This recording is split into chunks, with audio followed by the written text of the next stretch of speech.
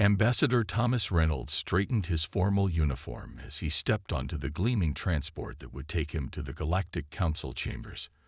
Today was supposed to be routine, another boring session of trade agreements and minor dispute resolutions between the hundreds of species that made up the Galactic Alliance. Earth had only joined 50 years ago, making humans the newest members of this ancient coalition. Reynolds had a bad feeling about today. The emergency summons had come without explanation, and the council rarely changed its schedule. As his transport glided through the massive space station that served as the Alliance headquarters, he noticed unusual activity. Security drones were everywhere, and representatives from other worlds seemed to be avoiding him. "Ambassador, we've arrived," said his aide, breaking his train of thought. Reynolds stepped into the Grand Council chamber. The room was a massive dome with thousands of seats arranged in rising tiers, each occupied by representatives from different worlds. The ceiling displayed a real-time map of the galaxy, with Alliance worlds glowing in peaceful blue. As Reynolds took his seat, he noticed the central platform was already occupied by High Chancellor Sol of the Solari Empire.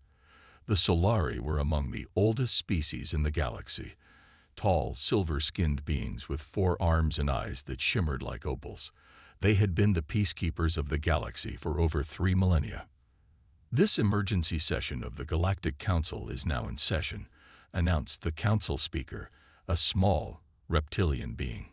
"High Chancellor Sol has requested immediate attention on a matter of grave importance." Sol stepped forward, his silver skin reflecting the light dramatically. "Esteemed representatives of the Alliance, for 3,000 years, we have maintained peace across our galaxy. Today, I stand before you with a heavy heart to announce that this peace is threatened." A murmur spread through the chamber. Reynolds felt a chill run down his spine. "The species known as humans," Sol continued, pointing directly at Reynolds, "has demonstrated an unprecedented rate of technological advancement and territorial expansion.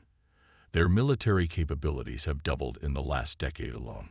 Our projections indicate that within 50 years, they will possess technology that threatens the safety of all Alliance worlds."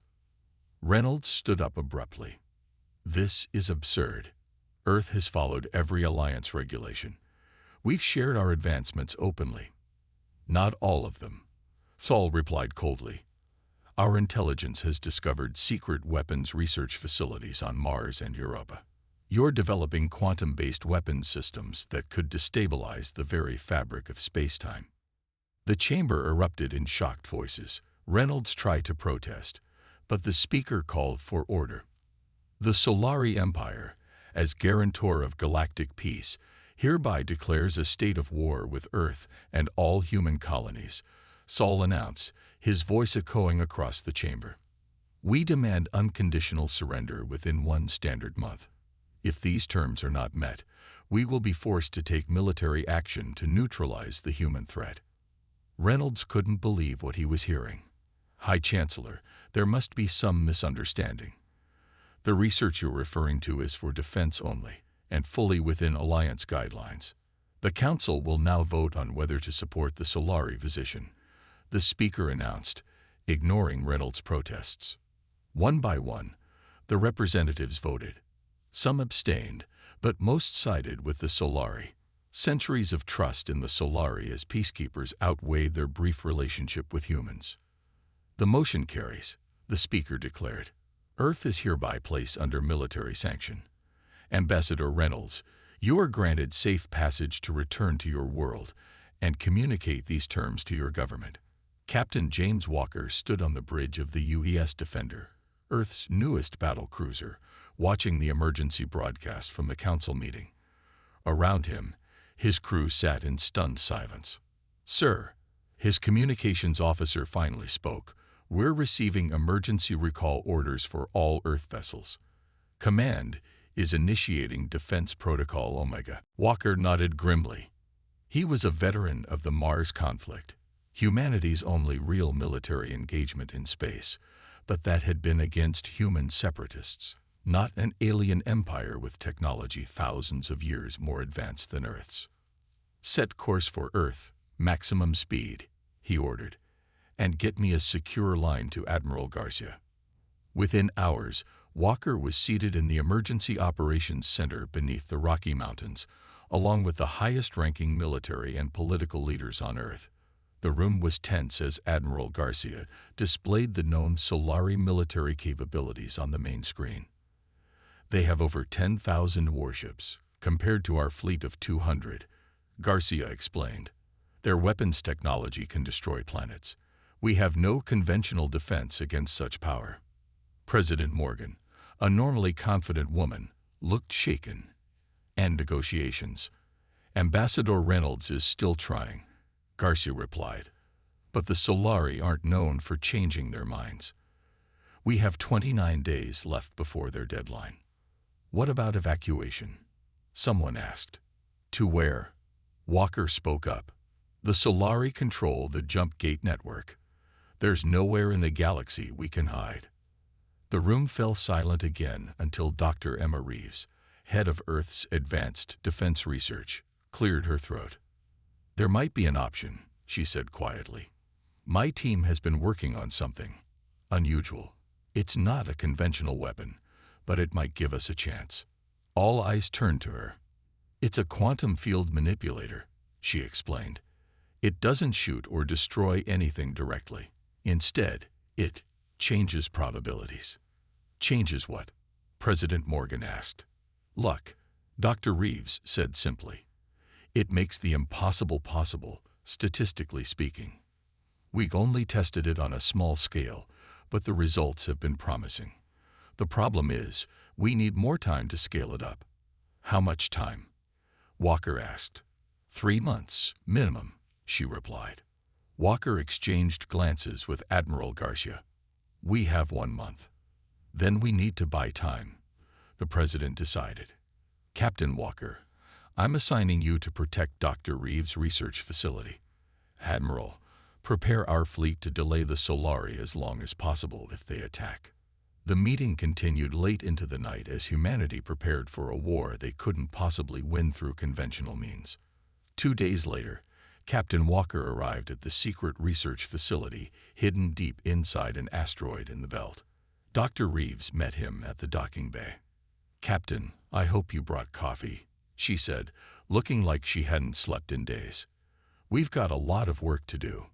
Walker followed her through the facility, where hundreds of scientists and engineers worked frantically. Will it really work? He asked quietly. Dr. Reeves stopped and turned to him. Her eyes were tired but determined. The thing about humans, Captain, is that we've always been good at beating the odds. This just gives us a better chance at it. She pointed to a strange device in the center of the main lab that seemed to shimmer between existing and not existing. And right now, that's all we've got. As Walker looked at the quantum device, he couldn't help but wonder if the Solari had made a terrible mistake. They thought they were declaring war on a minor species. They had no idea what humans were capable of when pushed into a corner. The 3,000-year peace was ending. But perhaps so was the Solari's unchallenged dominance of the galaxy. The asteroid research base shook violently as Captain Walker made his way through the cramped corridors. Not from an attack. Thankfully, the Solari hadn't discovered them yet, but from the power surges of Dr. Reeves' experiments. For 2 weeks, the research team had been working nonstop, pushing the quantum field manipulator to its limits. Another failure, Walker asked as he entered the main lab, where smoke was clearing from a recent test. Dr. Reeves pushed her glasses back up her nose and shook her head. Not exactly. The field held for 12 seconds this time. That's 4 seconds longer than yesterday. Walker looked at the device in the center of the room. It resembled a metal sphere surrounded by rings that seemed to flicker in and out of existence.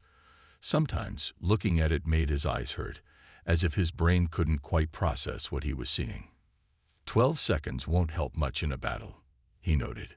True, Dr. Reeves agreed, but we discovered something interesting. She waved him over to a screen displaying brain scans. These are from our test subjects. Notice anything unusual about this one? She pointed to a scan labeled Test Subject 7. Walker wasn't a doctor, But even he could see the difference. It's brighter, more active. Exactly. Subject 7 could maintain the field longer than anyone else. When we looked into why, we found that humans have a unique neural structure that can somehow interface with quantum systems. It's subtle, but it's there, and Subject 7 has a particularly strong version of this trait. Walker frowned. So some humans are better at this than others? Yes, but here's the really interesting part. Dr. Reeves pulled up another image showing multiple brain scans connected by lines of energy. When we linked multiple subjects together, the effect didn't just add up, it multiplied.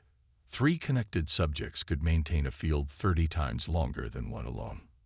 For the first time in weeks, Walker felt a spark of hope. And if we connected hundreds, thousands? Dr. Reeves smiled tiredly. Now you're getting it, Captain.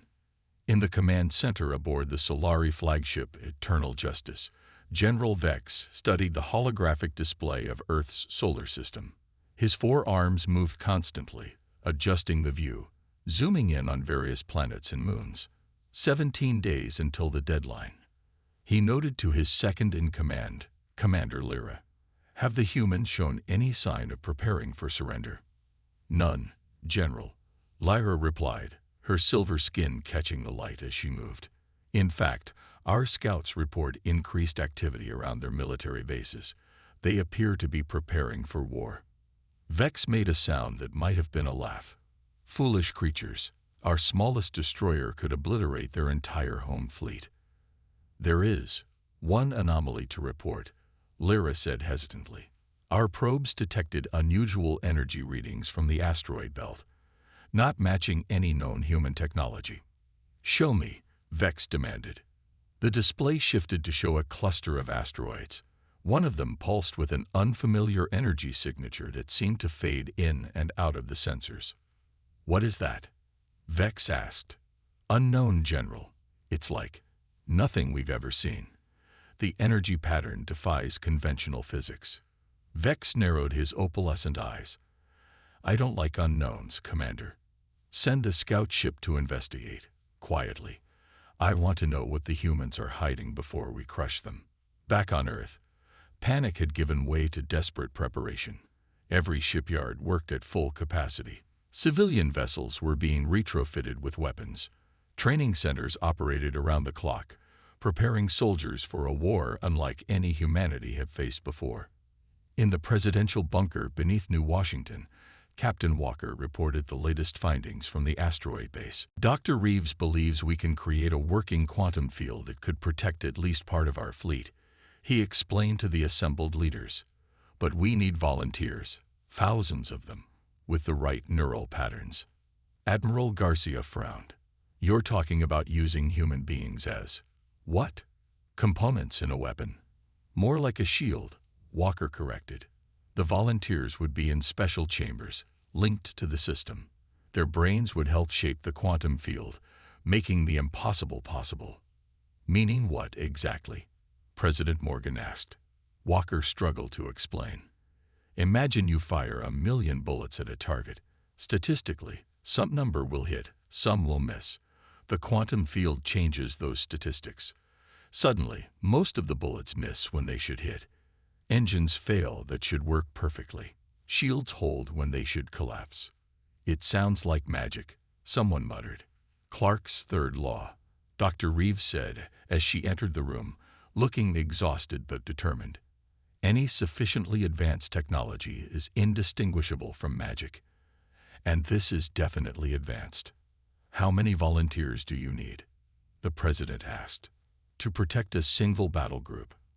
At least 500 compatible individuals. To shield the entire planet. Millions." The room fell silent as the magnitude of the task sank in. "We don't have time to test millions of people," Admiral Garcia pointed out. "We don't need to," Dr. Reeves replied. "We've identified genetic markers that indicate compatibility. A simple blood test can tell us who has the potential." President Morgan stood up. "Then that's what we'll do. Effective immediately, I'm authorizing a worldwide screening program. Every citizen will be tested. Those with compatibility will be asked to volunteer. Asked? General Reed questioned. Yes, asked. The President confirmed firmly. I won't force anyone into this, but I believe in humanity's will to survive. People will step up. 3 days later, the first volunteer group arrived at the asteroid base. 500 men and women from all walks of life, all testing high on the compatibility scale. They were escorted to a new section of the base where hundreds of special chambers had been constructed. Walker watched as Dr. Reeves explained the process to the volunteers. You'll each be in a separate chamber, but your minds will be linked through the quantum network, she told them. You won't lose consciousness or control.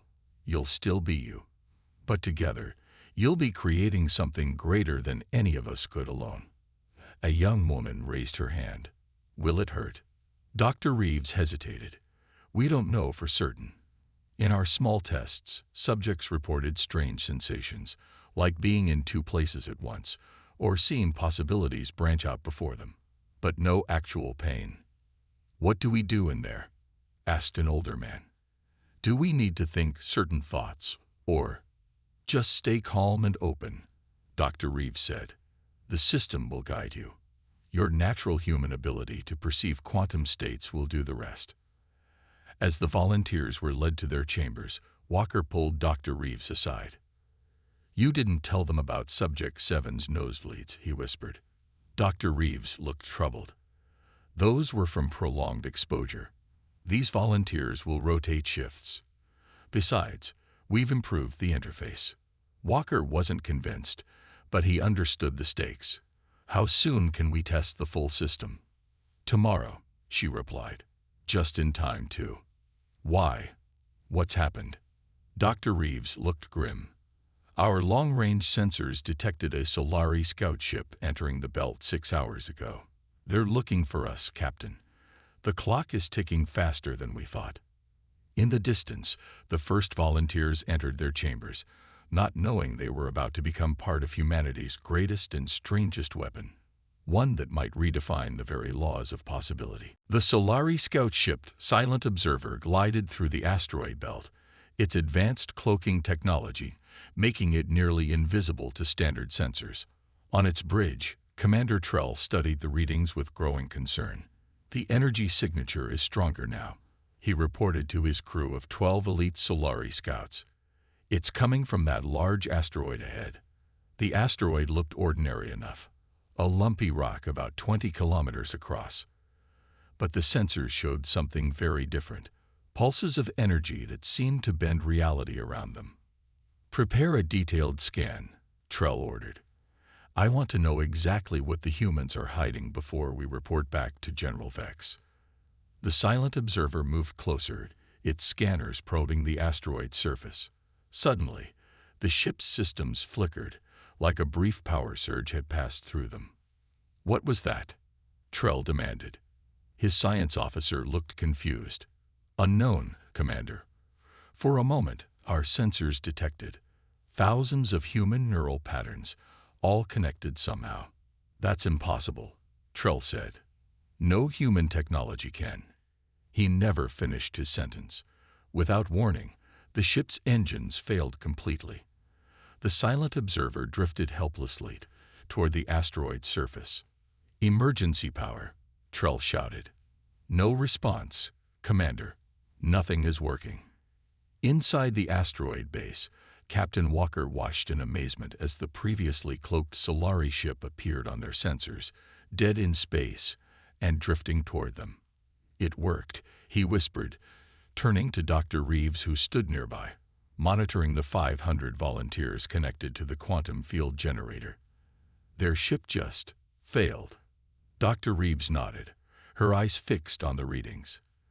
The field affected their probability matrix.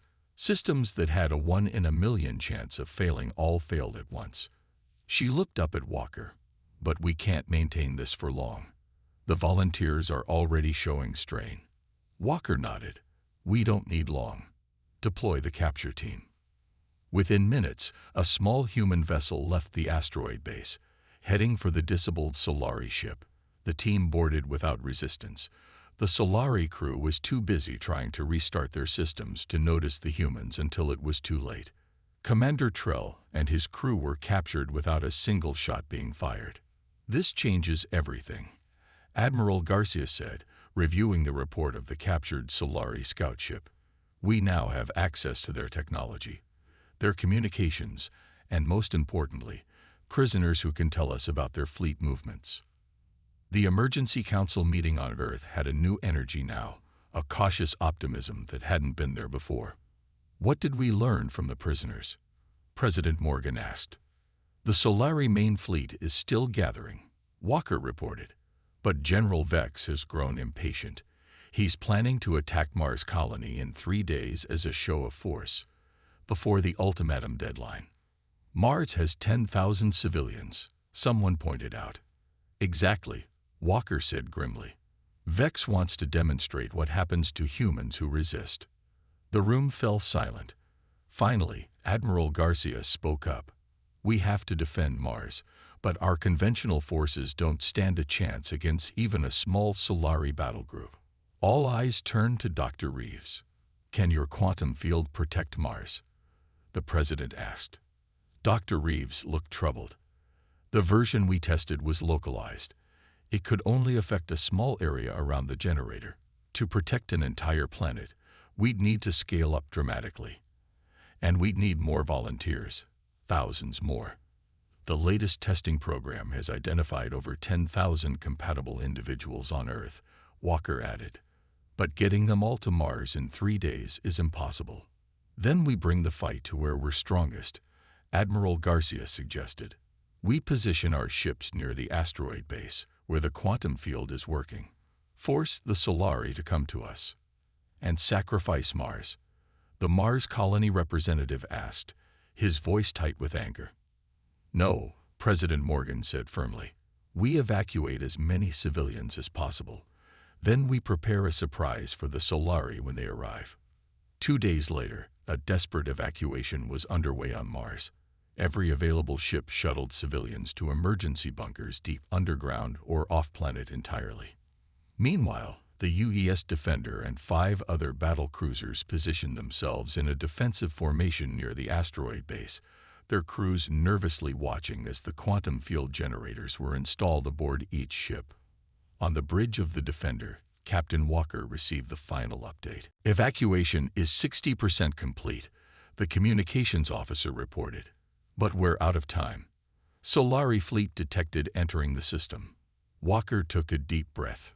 "Status of the quantum field generators." "Online, Captain.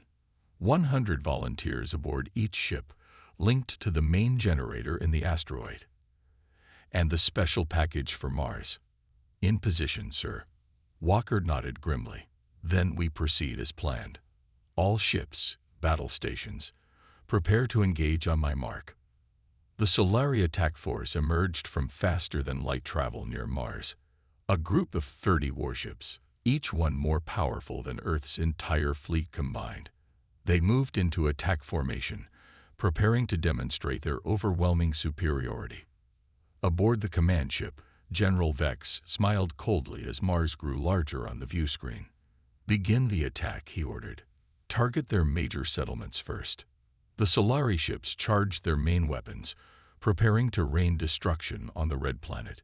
But just as they fired, something strange happened. The energy beams that should have devastated the surface instead veered off course, missing their targets completely or hitting empty desert. "What happened?" Vex demanded. "Unknown, General," his weapons officer replied, clearly confused. "The targeting systems report perfect alignment, but the beams, it's as if they chose to go elsewhere." "Impossible. Fire again." The second volley was even less effective. Some beams dissipated harmlessly in the atmosphere. Others collided with each other, creating spectacular light shows, but doing no damage. "General," the sensor officer called out, "I'm detecting unusual energy readings from the planet's surface, and human ships approaching from the asteroid belt." Vex turned in surprise. "Human ships? They dare to attack us?" He laughed. "This will be even better. We'll destroy their pathetic fleet first, then finish the colony. The 6 human battle cruisers approach, looking tiny compared to the massive Solari warships. "They're in range, General," the weapons officer reported. "Destroy them," Vex ordered casually. The Solari ships fired and missed. Not just 1 or 2 shots, but all of them. Hundreds of energy beams that should have torn through the human ships instead went wide, passing harmlessly through empty space. Meanwhile, the human ships fired their much smaller weapons. By all logic, the powerful Solari shields should have shrugged off such attacks with ease. Instead, the human weapons found tiny weaknesses, slipping through shields that had a 1 in a billion chance of failing at that exact moment. 3 Solari ships erupted in flames. "How is this possible?" Vex roared, watching in disbelief as his perfect attack force began to fall into chaos. "What human trickery is this?" As if in answer, a new energy pattern emerged from Mars itself. The special package Walker had mentioned, a smaller quantum field generator with 200 volunteers who had reached Mars before the evacuation, their combined mental power now creating a protective bubble around the planet. The battle that should have been a simple demonstration of Solari power had turned into a shocking defeat. 7 Solari ships destroyed, the rest damaged and retreating in confusion. Back on the Defender, Captain Walker watched with a mixture of amazement and relief as the Solari fleet fled. "It worked," he said quietly. "It actually worked." But Dr. Reeves looked concerned as she checked the status of the volunteers. "Yes, it worked," she agreed. "But the strain on the volunteers was enormous. We can't maintain fields like this for long battles. And the Solari will be back, with a much larger force next time." Walker nodded grimly. "Then we need more volunteers, and we need to prepare for the real war." Across the solar system, news of the miraculous victory spread like wildfire. Humanity had bloodied the nose of the mighty Solari Empire. The impossible had happened. And somewhere in the vast reaches of space, the main Solari fleet was already on its way, bringing with it the full might of an empire that had never known defeat. The great hall of the Solari High Command fell silent as General Vex finished his report. The defeat at Mars, the first military loss for the Solari in over 1,000 years, had sent shockwaves through the Empire. Supreme Commander Orax, the highest military authority in the Solari Empire, stared at Vex with cold, shimmering eyes. Unlike the silver skin of regular Solari, Orax's skin had a golden hue, marking his pure bloodline and high status. "You expect me to believe," Orax said slowly, "that primitive humans defeated our ships through luck?" Vex stood firm despite his humiliation. "Not luck, Supreme Commander. Our science division believes they have developed some form of probability manipulation technology. It defies our understanding of physics." "Impossible," another general scoffed. "No species has ever managed to control quantum probability fields. The energy requirements alone would be—" "The humans have done it," Vex interrupted. "I saw it with my own eyes. Weapons that never missed suddenly missed. Shields that never fail suddenly failed. It was as if reality itself bent around their ships." Orax rose from his throne-like chair, towering over the other Solari. "Then we will bring such overwhelming force that even altered probabilities cannot save them. I am taking personal command of this operation. We will gather the Grand Fleet, 10,000 ships. We will strike their homeworld directly and end this annoying species once and for all." The other generals murmured in agreement. Such a force had not been assembled since the last great galactic war 3 millennia ago. "How soon can the fleet be ready?" Orax asked his logistics officer. 7 days, Supreme Commander." Orax nodded in satisfaction. "The humans have had their moment of false hope. Now they will know true despair."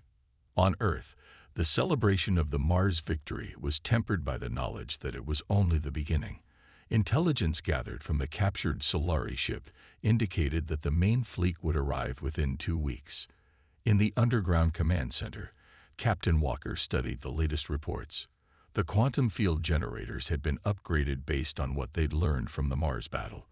But the fundamental problem remained. They needed more compatible volunteers to power a field strong enough to protect Earth. Dr. Reeves entered the room, looking more exhausted than ever. The global testing program has identified nearly 2 million compatible individuals, she reported. But even with that many, we can only protect major population centers. Rural areas will be exposed. Walker frowned. And the side effects. Dr. Reeves hesitated. Worse than we feared. Extended connection to the field causes neurological stress, headaches, nosebleeds, in some cases seizures. Can we rotate them? Shorter shifts. We're working on it. But there's something else. She lowered her voice. We've discovered that children have much higher compatibility rates than adults. Their developing brains can adapt to the quantum interface more easily, with fewer side effects. Walker's expression darkened. We are not putting children in those chambers. I agree, Dr. Reeves said quickly. I'm just reporting what we found. The president has already ruled it out as an option. Their conversation was interrupted as Admiral Garcia entered the room, followed by an unexpected visitor. Commander Trell, the captured Solari scout leader. His silver hands were bound, but he moved with the natural dignity of his species. Our guest has decided to talk, Garcia announced. Tell them what you told me, Commander. Trell looked at the humans with a mixture of contempt and reluctant respect. The Solari High Command has assembled the Grand Fleet, 10,000 ships, led by Supreme Commander Orcs himself. They will arrive in 5 days, not 2 weeks as you believed. Walker exchanged alarmed glances with Dr. Reeves. 5 days. Why are you telling us this? Because I have seen enough to know that this war is a mistake, Trell replied. For 3,000 years, the Solari have maintained peace through strength. But what your species has developed, it changes everything. This war will bring destruction to both our peoples. Then help us end it, Dr. Reeves urged. Tell us how to negotiate with your leaders. Trell made a sound that might have been a bitter laugh. Negotiate? Supreme Commander Orax does not negotiate. He conquers. Your only hope is to convince him that the cost of conquering Earth is too high. How do we do that? Walker asked. Defeat his first wave so completely that even his pride cannot ignore it, Trell said simply, and I will help you do it. 4 days later, Earth's defenses were as ready as they could be. 2 million volunteers were connected to quantum field generators around the world and in the orbital defense platforms. Every available ship had been armed and positioned in defensive formations. At Dr. Reeves' laboratory in the Rocky Mountains, a breakthrough had been made based on information provided by Commander Trell. The Solari used a specific subspace frequency for fleet-wide communications. If they could disrupt that frequency using the quantum field, they might be able to throw the entire Solari attack into chaos. In the command center, President Morgan addressed the world one last time before the battle. People of Earth, tomorrow we face the greatest threat in human history. The Solari Grand Fleet approaches with the intention of wiping our species from the galaxy. They believe their advanced technology and overwhelming numbers guarantee their victory. She paused, her face solemn but determined. But they do not understand what makes humanity special. Throughout our history, we have faced impossible odds. We have stared into the abyss of extinction many times, from natural disasters, from our own wars, from cosmic accidents. Each time, we have survived. Around the world, people gathered in homes, in shelters, in public spaces, watching their president's address. Tomorrow, when you enter the quantum chambers, remember this. You are not just fighting for your own lives, but for the very existence of humanity. Your minds, linked together, will create something never before seen in this galaxy, a shield made not of metal or energy, but of possibility itself. On the bridge of the UES Defender, now the flagship of Earth's small fleet, Captain Walker watched the speech with his crew. Commander Trell stood nearby, still technically a prisoner but now more of an advisor. Your president speaks well, the Solari remarked. But words will not stop Orax's fleet. No, Walker agreed. But 2 million human minds linked together just might. The alarm sounded. The advanced scouts of the Solari fleet had been detected entering the solar system. All ships, battle stations, Walker ordered. Activate quantum field generators. Across Earth and throughout the orbital defenses, the quantum chambers hummed to life. Inside each one, a human volunteer closed their eyes and felt themselves connect to something larger. A vast network of human consciousness that began to bend the very fabric of reality around their planet. The greatest battle in human history was about to begin, and the odds were impossible. But changing the impossible was exactly what humans had learned to do. The Solari Grand Fleet emerged from faster-than-light travel just beyond Earth's moon, a vast armada of 10,000 warships that filled the sky like metallic stars. At their center was the massive dreadnought Eternal Dominion, Supreme Commander Orax's flagship that was nearly the size of a small moon. On Earth, billions watched in terror as the night sky filled with enemy ships. In the quantum chambers, 2 million volunteers felt their hearts race as the neural interfaces connected them to the greatest defensive network ever created. Aboard the UES Defender, Captain Walker and his crew prepared for a battle they could not possibly win through conventional means. Quantum field at full strength, the operations officer reported. All volunteers connected. Walker nodded, his face grim. And the new communication disruptor? Ready, sir. Targeting the Solari command frequency as Commander Trell suggested. Beside Walker, the Solari prisoner watched the approaching fleet with mixed emotions. Orax will begin with a demand for surrender, he said quietly. He enjoys the formality of it. As if on cue, all communication systems across Earth received the same transmission. Supreme Commander Orax's golden face appeared on screens worldwide. People of Earth, he began, his voice deep and cold. Your brief resistance has been noted, but it changes nothing. The Solari Empire has maintained peace in this galaxy for 3,000 years. Your rapid advancement threatens that peace. Surrender now, and some of your people may be permitted to live as servants of the Empire. Resist, and you will be erased from history. President Morgan stood in the Earth Command Center, her back straight as she faced the transmission. We decline your offer, Commander Orax. Humanity will not surrender its freedom or its future. Orax's shimmering eyes narrowed. Then you have chosen extinction. The transmission cut off. All ships, activate quantum fields. Walker ordered. Earth Defense Control, initiate planetary shields. Across the planet, and through the orbital defenses, the quantum field generators hummed to full power. Inside their chambers, 2 million volunteers felt their minds connect, forming a vast network that extended beyond normal spacetime. Aboard the Eternal Dominion, Orax gave the order. Begin the attack. Target their major cities first. 1,000 Solari warships moved forward, their planet-killer weapons charging. The energy they were about to unleash could crack Earth's crust and boil its oceans. But something strange happened as they fired. Weapons that had annihilated entire civilizations suddenly misfired. Energy beams bent away from Earth, as if reality itself rejected them. Targeting systems that never failed suddenly showed impossible errors. What is happening? Orax demanded as reports of failures flooded in. It's the same technology they used at Mars, his science officer replied, but on a scale I didn't think possible. They're manipulating probability fields across the entire planet. On Earth, in the quantum chambers, the volunteers experienced something extraordinary.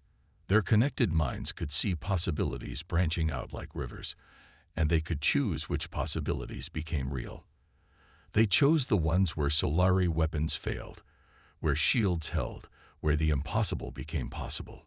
Captain Walker watched in amazement as the first wave of the Solari attack achieved almost nothing. A few minor impacts on the moon, one small strike in an uninhabited region of Siberia, but Earth itself remained largely untouched. Now, he ordered, activate the communication disruptor. Dr. Reeves, monitoring the quantum network from her control station, directed the combined mental power of the volunteers toward the Solari communication frequency. The effect was immediate and devastating. Across the Solari fleet, communication systems failed completely. Ships lost contact with each other and with their command centers. Orders couldn't be transmitted. Coordination became impossible. "They're in disarray," Walker observed. "All Earth ships, commence attack pattern Omega." Earth's small fleet, enhanced by their own quantum fields, moved to engage the confused Solari warships. What should have been a hopeless battle turned into something else entirely. Human weapons found impossible weaknesses in Solari shields. Human ships dodged attacks that should have destroyed them. On the Eternal Dominion, Orax watched in growing rage as his perfect attack fell apart. "This is impossible," he roared. "No species can manipulate reality like this." "The humans can," Commander Trell had told Walker earlier. "And that is why Orax fears them." The Solari maintain peace through control of technology, of information, of power. But humans have discovered something that cannot be controlled. As the battle raged, the strain on the human volunteers grew. Nosebleeds became common. Some lost consciousness. The quantum field fluctuated as their minds struggled to maintain the connection. "We can't keep this up much longer," Dr. Reeves reported, her voice tense. "The volunteers are reaching their limits." Walker knew they needed to end this quickly. "Target the Eternal Dominion," he ordered. "All ships, all remaining weapons. Focus the quantum field there." The Defender and the remaining Earth ships turned toward the massive Solari flagship. The volunteers, sensing the critical moment, poured their remaining mental energy into creating one final, impossible probability. Aboard the Eternal Dominion, Orax felt something change. The ship shuddered as systems began failing one after another. "Supreme Commander," his second reported, "something is happening to the main reactor. The containment fields are failing in ways that should not be possible." Orax understood then. The humans weren't just lucky, they were rewriting the rules of reality itself. "Prepare my escape vessel," he ordered. But it was too late. The quantum field had created a cascade effect in the flagship's power systems. Energy readings spiked to impossible levels. From the Defender, Walker watched as the massive Solari flagship began to glow from within, energy building to levels that couldn't be contained. "All Earth ships, retreat to safe distance," he ordered. "Quantum field users, focus on protecting Earth from the blast." The Eternal Dominion exploded with the force of a small sun. The shockwave ripped through the Solari fleet, destroying hundreds of ships and damaging thousands more. The remaining Solari vessels, leaderless and in shock, began to retreat. On Earth, the quantum network finally collapsed as the volunteers reached their physical limits. Many would need medical attention, but they had held long enough. In the aftermath, as the surviving Solari ships fled the solar system, Captain Walker stood on the observation deck of the Defender, looking down at the blue planet they had somehow managed to save. Commander Trell joined him, no longer a prisoner but a witness to history. "The war is not over," he said quietly, "but it has changed forever." Walker nodded. The Solari ruled through fear of their overwhelming power. Now that power has been challenged. "More than challenged," Trell replied. "What your people did today will echo across the galaxy. The species that bent reality. The humans who defeated the undefeatable." He turned to face Walker. "The 3,000-year peace has ended, yes, but perhaps something better can now begin." 3 weeks later, a Solari diplomatic vessel entered Earth orbit under a flag of truce. The new Solari leadership, shaken by the unprecedented defeat, had come to negotiate. As President Morgan prepared to meet with them, she visited one of the hospitals where the quantum volunteers were recovering. One young woman, still weak from her experience, asked the question everyone wanted to know. "Did we win?" The president smiled. "Yes. But more importantly, we showed the galaxy something they never expected. They thought declaring war on humanity would be the end of us." She shook her head in wonder. Oops, there goes humanity, changing the impossible again. Outside, the stars shined a little differently now. Among them, a legend was being born. The legend of the species that had looked at the laws of probability and said, "These don't work for us. Let's try something new." The 3,000-year peace had ended, but humanity's story was just beginning.